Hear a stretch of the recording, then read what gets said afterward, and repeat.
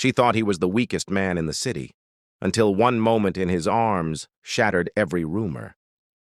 In this heart-racing, passionate love story, a billionaire proves that true strength isn't in power or wealth. It's in loving without fear. Get ready for a tale of desire, trust, and a romance that silenced the world. In the city's wealthiest circles, rumors were like perfume. They lingered in the air, impossible to ignore, intoxicating to those who thrived on gossip. They didn't whisper about business deals or charity donations anymore. They whispered about him. Maxwell Harrison, 33 years old, a billionaire who owned half the luxury properties downtown, had become the favorite topic of drawing room conversations. And the whisper was always the same, cutting and cruel. He's not a real man. Not in the sense of honor or courage, but in the most personal way imaginable. The gossip spread through champagne glasses and behind manicured hands. Women said it with a smirk, men with a knowing nod. They claimed that despite his wealth, his charm, his perfect posture, he was incomplete. A man incapable of being with a woman like a man should. Josephine Hale, 25, first heard it at an architectural gala. She'd been standing by the gold-lit bar, her simple navy dress a contrast to the glittering gowns around her, when two women nearby whispered just loud enough. "Maxwell Harrison?" one said, feigning pity. "Beautiful face, tragic condition?" The other laughed quietly. "That's why he avoids women. Too embarrassed to, you know." Josephine sipped her wine, her eyebrows tightening. She hated cruelty, especially when dressed up as casual conversation. And yet, part of her curiosity was sparked. She had seen Maxwell before, from a distance. Always alone, always polite. He never flirted, never lingered too close to anyone, and always kept his conversations short. It was easy to believe the rumors when there was no evidence to the contrary. The next week, fate, or perhaps the hand of something greater, pushed her directly into his world. Her small but thriving design firm had been asked to work on a private restoration project for one of the most prestigious properties in the city. The owner, Maxwell Harrison. When Josephine stepped into his office for the first time, she was ready to meet a man who, in her mind, would be fragile, hesitant, maybe even shy. Instead, she found herself looking at someone entirely different. Tall, at least 6'2", with broad shoulders that filled the doorway when he entered. His dark hair was slightly tousled, as if he'd just run his hands through it. And those eyes, piercing blue, steady, intelligent. But there was something else there, too. A quiet sadness. Not the sadness of someone who had lost money or business opportunities, but the sadness of someone who carried a private wound the world could not see. He greeted her with a calm, measured voice. "Miss Hale, I've heard good things about your work." There was no arrogance in the way he spoke, no rich man's swagger. She studied him, more out of instinct than manners. His handshake was firm, his posture confident, but his gaze, though direct, had a guarded quality. Almost as if he'd built an invisible wall between himself and everyone else. Josephine found herself wondering, was the wall there because of the rumors? Or had the rumors begun because of the wall? She took the seat he offered, the faint scent of cedar and clean linen reaching her as he sat across from her. The sunlight pouring through the floor-to-ceiling windows framed his face in a way that almost looked like a portrait, controlled, flawless, but too perfect, too still, like he'd practiced hiding something for years. They discussed the project in professional terms, but every time his eyes met hers, she felt something strange. Not the rush of attraction exactly, but a flicker of intrigue, as though he was silently daring her to see beyond the rumors. By the time she left his office that day, she knew two things for certain.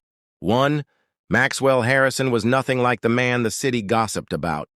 And two, she wasn't sure if she wanted the rumors to be false, or if she was secretly hoping to be the one who discovered the truth.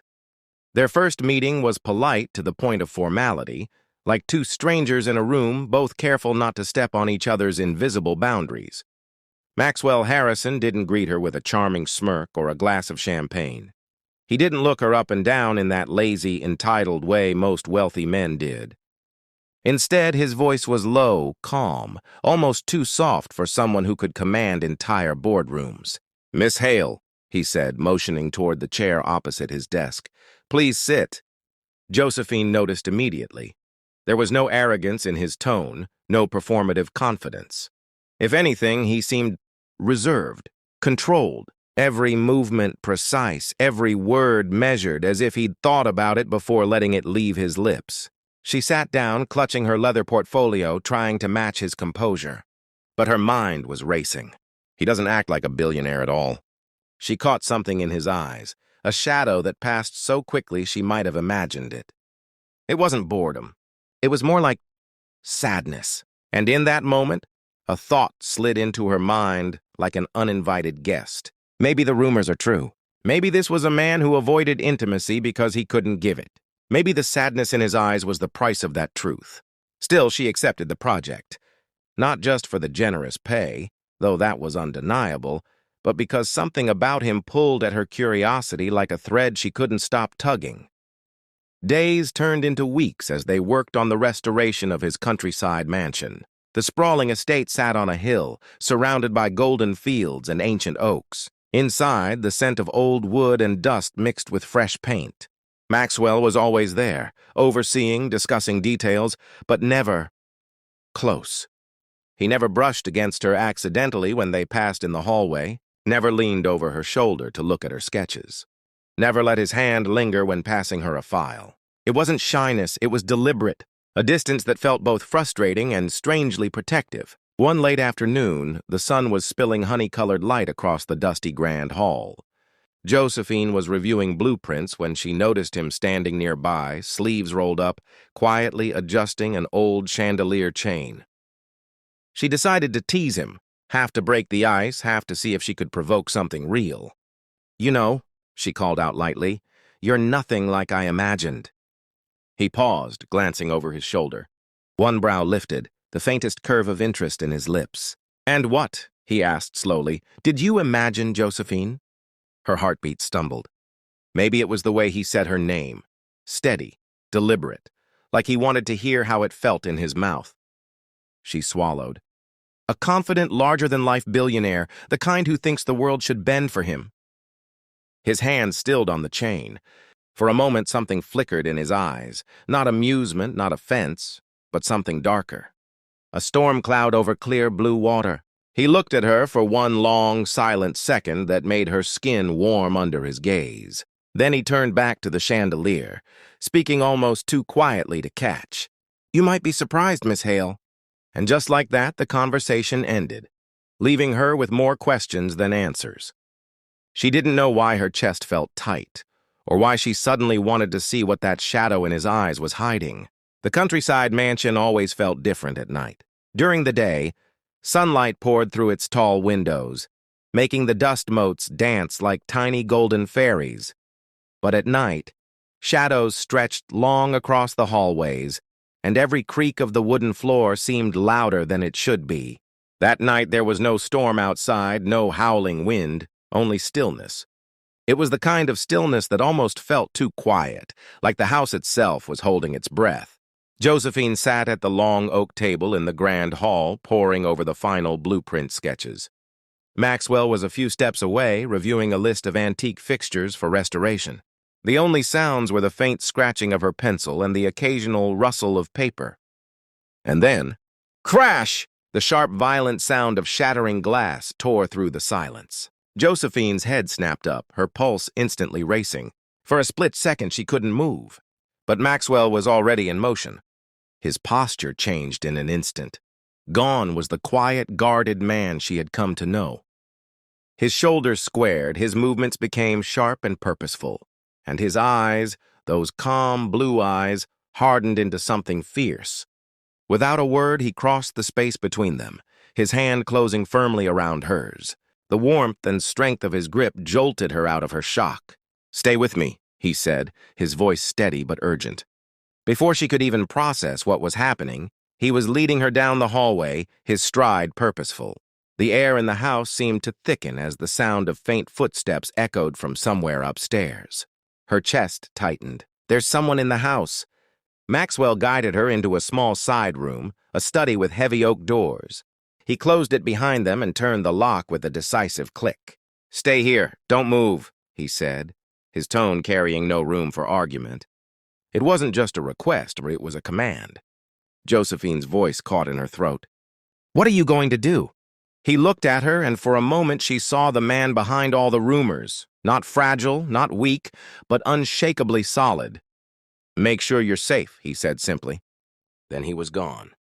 She could hear his footsteps fading into the hallway, steady and controlled. Her heart pounded as she strained to listen. There was a muffled sound, a sharp exchange of voices, and then silence. The seconds felt like hours.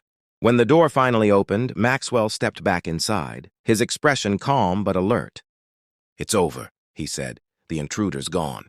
It wasn't until later, when the security team swept through the property, that she fully realized what she had seen. Maxwell hadn't hesitated. He hadn't called for help first. He hadn't waited for someone else to handle it. He had acted. Strongly, decisively, protectively. And in that moment, something shifted inside her. This was not the man the city whispered about. This was a man who could shield someone from danger without flinching. This was a man who, for reasons she didn't yet understand, had hidden his strength from the world. The fire in the grand room crackled softly, its golden light dancing across the carved wooden walls. Outside, the countryside lay in silence, the fields bathed in moonlight. Josephine sat curled into one corner of the sofa, a blanket draped loosely around her shoulders. Maxwell sat across from her, his posture straight, one arm resting on the chair's armrest, the other cradling a glass of untouched brandy. They hadn't spoken much since the break-in. Every time her eyes wandered to him, she replayed the image of him confronting danger without hesitation. It didn't fit the rumors. It didn't fit the man she'd been told about. Finally, she couldn't hold back the question that had been burning inside her since the day they met. "Why do you keep people at a distance?" she asked quietly. Her voice was steady, but her heart was racing. Maxwell didn't answer right away. His gaze shifted to the fireplace, watching the flames curl and sway. For a long moment, the only sound was the low pop of the burning logs. When he finally spoke, his voice was deeper, heavier. "Because people love to believe what makes them feel superior." She frowned slightly. "You mean the rumors?" He gave a short, humorless laugh, not of amusement, but of resignation. "Yes, the rumors." His eyes reflected the firelight as he continued, his tone even but threaded with pain. "The truth is, I was injured in an accident years ago. The doctors told me I might never be with a woman again, not in the way a man should." Josephine felt her stomach tighten. He wasn't just admitting a rumor. He was giving her a piece of his deepest wound. "I thought it was over for me," he went on. "Not just relationships, but everything. I let people think what they wanted. It was easier than explaining, easier than facing pity." Her throat tightened. It wasn't the rumor itself that hurt her to hear. It was the image of him carrying that loneliness, that silent isolation, while the world mocked him behind his back. She shifted forward, her blanket slipping from her shoulders. "And now?" she asked, her voice softer than before. He turned his head, and for the first time that night, his eyes locked on hers. Really locked, with a heat that startled her. "Now," he said slowly, "I'm not so sure the doctors were right." Her breath caught. The air between them seemed to thicken, charged with something she couldn't quite name. Maxwell leaned forward slightly, the firelight casting sharp shadows across his jawline. "I've spent years believing I was broken, Josephine, but then you came along, and now I'm questioning everything I thought I knew." Her fingers curled into the blanket, her pulse racing so hard she was sure he could hear it. She didn't know if he was talking about his body, his heart, or both. But either way, she could feel the walls between them beginning to crack. The late afternoon sun spilled through the tall glass windows of Maxwell's office, casting warm golden streaks across the shelves. Josephine stood on the ladder, her hands reaching toward a high stack of neatly bound project files. They had been working together all week, side by side, buried in blueprints, deadlines, and coffee cups that never seemed to empty. She had told herself it was just work, just business. nothing more. But lately, she wasn't so sure. The ladder wobbled slightly under her feet as she stretched higher. "Almost got it," she murmured, her voice echoing softly in the quiet room. Below, Maxwell looked up from his desk, his eyes following her every movement. His sleeves were rolled to his elbows, the sharp lines of his forearms catching the light. Josephine's fingers brushed the edge of the file. The ladder shifted again, this time too much. A sharp gasp escaped her lips. Before she could even think, strong arms wrapped around her. The ladder scraped against the shelf with a loud squeak. Her body collided with his, solid, warm, and unyielding. She clutched his shoulders instinctively, her heart pounding against her ribs. His scent, clean, with a faint hint of cedarwood, wrapped around her like an invisible pull. They stayed frozen for a moment, the world narrowing to just the sound of their breathing. Maxwell's hands remained at her waist, fingers firm, steadying her. His eyes locked on hers, and something dangerous flickered there. Something that made her knees feel weaker than the slip from the ladder had. The rumors she had heard about him, that he was cold, calculating, untouchable, suddenly seemed laughable. Her lips parted to say something, anything, but nothing came out. His grip didn't loosen. Instead, he leaned in just a fraction, his breath brushing her cheek. "Still think I'm a weak man, Josephine?" His voice was low, almost a growl. The sound sent a shiver down her spine. She swallowed hard, but her throat felt impossibly dry. Her eyes dropped briefly to his lips before darting back to his gaze. She didn't answer. She couldn't. Something in her chest tightened, urging her to close the small distance between them. Maxwell didn't wait for her response. He tilted his head and closed the space in an instant. His mouth claimed hers, deep, certain, and entirely without hesitation. The kiss wasn't gentle. It was fierce, like he had been holding it back for far too long. Josephine's hands slid from his shoulders to the back of his neck, fingers curling into his hair. Her knees nearly buckled, but his hold on her never faltered. The world outside that office ceased to exist. There was no project, no deadlines, no whispers about who Maxwell Stone really was. Only heat and breath and the steady beat of his heart against hers. When he finally pulled back, his eyes searched hers, his breathing heavy. Every rumor she had ever heard, that he didn't care, that he couldn't feel, that he was incapable of real connection, shattered into dust. Her own breath trembled as she looked at him, the truth now crystal clear. This was not a weak man. This was a man who could hold her so tightly she'd never want to be let go. And as the silence settled, the only thing she knew for certain was this. Maxwell Stone was nothing like they said. He was more, so much more. The moonlight spilled in through the tall windows, bathing the mansion's master bedroom in a soft silver glow. The heavy drapes swayed gently, carrying with them the faint scent of the midnight garden outside. Somewhere far away, the world still whispered its cruel rumors. But inside these walls, those whispers no longer mattered. Josephine stood by the edge of the bed, her heart still racing from what had just unfolded. Maxwell had proved the world wrong without saying a single word. He had shown her a truth so powerful that every false story seemed ridiculous now. She looked at him, this man who the world called weak, the same man who had just held her like she was the only thing keeping him alive, the same man who had kissed her until she forgot her own name. Maxwell leaned against the headboard, one arm casually draped around her waist, pulling her close. His warmth, his heartbeat, his steady breathing, it all wrapped around her like a promise. She rested her head on his chest, feeling the rhythm beneath her ear. Her voice was barely a whisper. "You let them call you weak." Maxwell's gaze softened, his thumb brushing away a loose strand of her hair. "They can say whatever they want," he murmured.